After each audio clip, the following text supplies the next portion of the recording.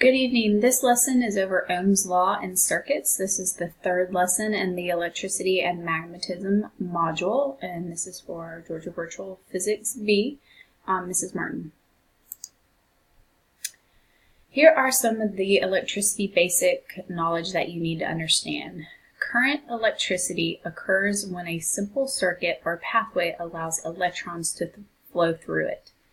It occurs in all electronic devices, and factors that determine the amount of energy are the flow of electrons, resistors of the circuit, and the potential difference. We talked about the potential difference in the previous lesson, so if you have not watched that recording, be sure to check that out. A little bit about current. Current is the rate of flow of charge in a circuit. A lot of students get confused because a current is represented with the letter I. It is measured in amps or amperes. We abbreviate it for amps, and 1 amp of current is equal to 1 coulomb of charge per second. So that's where that formula comes from. So current equals the change of that charge divided by the change of time in seconds.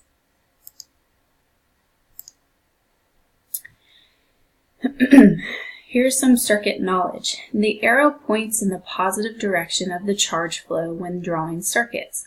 This means that the current is defined as flowing from the positive terminal of the voltage source, another way to think about it is the positive terminal or side of the battery, to the negative terminal or the negative side of the battery.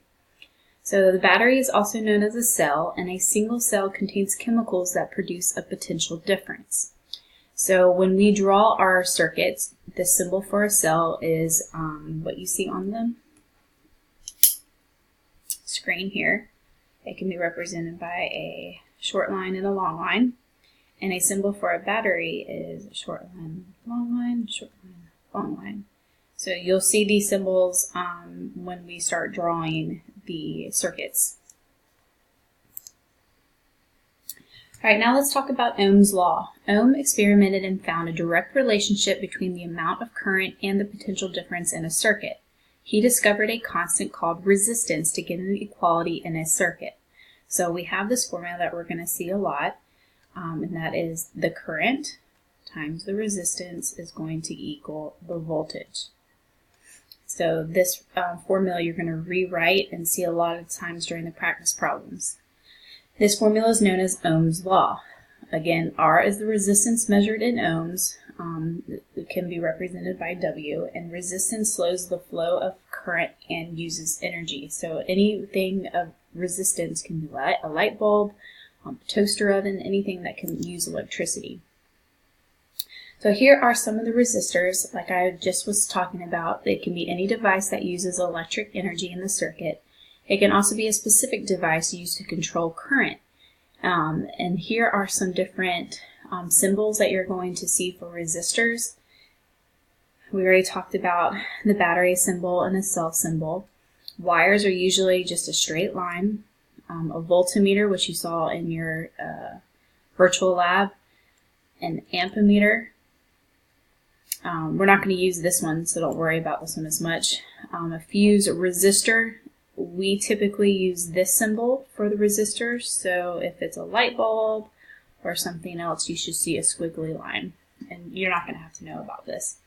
A switch, so if you have an opportunity to turn the circuit on or off, is represented by these symbols as well. Circuits. The rate of energy flow in a circuit is the power and is this equation. So we have the power equals the current times the voltage. Two types of circuits. You have a series circuit, which are all resistors are in a single path. If one resistor goes out, then the circuit will not continue to work. And there's also known as parallel circuits. This is when currents have multiple pathways to run, and if one resistance goes out, then the pathway can be completed another way. So here's an example of a series. So you can see that the current only has one pathway to get from one side of the battery to the other. However, I don't know why my letters got cut off. The parallel either can go this way to get from the positive to the negative, or it can travel all the way in that further pathway. So if there's more than one pathway, it is known as parallel. So in a series circuit, the current is in any one part of the circuit is the same as any other part of the circuit. So resistors can be written as the following equations. So IT equals I1 equals I2 equals I3. The potential drop across the whole circuit must equal the potential increase across the cell or source of potential difference.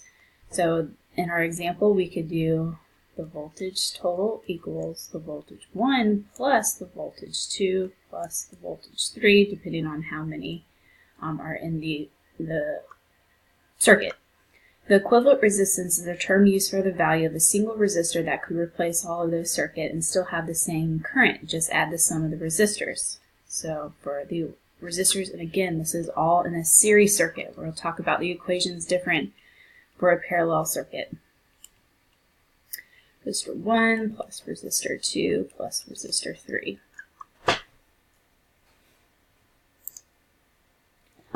Alright, so now we have parallel circuits, multiple pathways, each with different resistors. The advantage to a parallel circuit is that each device can be controlled by itself. Most houses are built this way.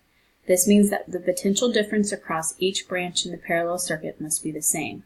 Same kind of concept here. 1 equals V2 equals V3. Because the resistors can be different in the current and each branch can be different, but the total in the circuit must be the sum of each branch, you're going to add the current total, I1 plus I2 plus I3. Alright, now, again, make sure to pay attention to this formula. A lot of students get in trouble with it. And again, this is for parallel circuits. The resistance for a parallel circuit is given by the equation 1 over. So this is going to be inverted. So a lot of students, after you remember to use this formula, you forget to take the inverted answer, and that is going to be your total answer. And we'll talk about this in the practice problems. Here are some things to remember. Every resistor follows Ohm's law. For the series circuits, the current in any one resistor is the same as the others. And for parallel circuits, the potential difference across one is the same as across the others. Now be sure to watch video 2 for the practice problems.